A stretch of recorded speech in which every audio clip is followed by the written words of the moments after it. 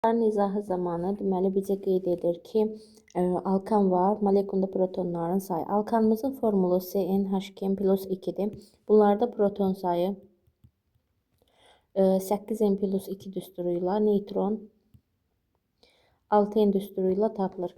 Bizə qeyd edir ki, molekulda protonların sayı A-dır, neutronların sayı A-12'dir. Bu vəziyyətlər olduqda biz həmişə bizdə olanları cədvəldə və yaxud da qrafikdə verilənlərə bərabər etməliyik.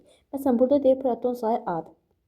Məndə isə proton sayı 8n plus 2'dir. Bunu bərabər eləyirəm A-ya. Burada deyir neutronların sayı A-12'dir. Məndə isə 6'dır. 6n bərabərdir A-12.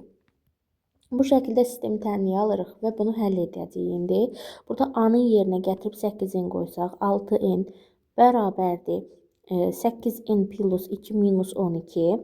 Buradan bu 8n'i digər tərəfə keçirsək, mənfi 2n bərabərdir. Bu 2 ilə mənfi 12, mənfi 10 eləyir. Mənfilər getsə n bərabərdir 5 qalır. Deməli, mənim alkanım C5H12 imiş.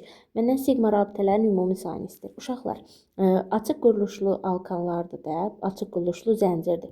Bunlarda biz ümumi sigma rabitələrin sayını tapanda heç bir düstura ehtiyac yoxdur. İndeksləri toplayırsınız, eləyir 17, üstündən biri çıxırsınız 16. Cavabımız edəcək 16. Yəni bir sözlə, ümumi sigma rabitə sayını tapmaq üçün indeks topla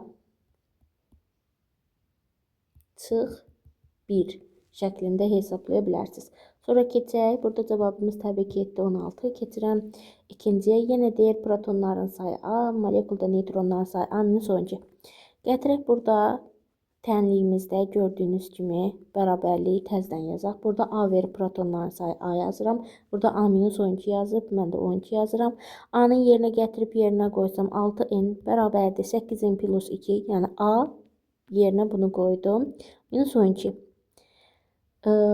Burada da n yenə çıxacaqdır 5. Bu səfər məndən istəyir ki, kimyəvi rabitələrin əmələ gəlməsində iştirak edən orbitalların sayı.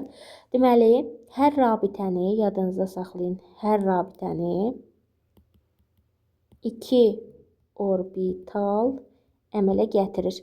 Deməli, burada 16 dənə rabitə var idisə, hər rabitəni 2 elektron və yaxud da 2 orbital yaradırdısa, vururam 2-yə, o da edəcək 32.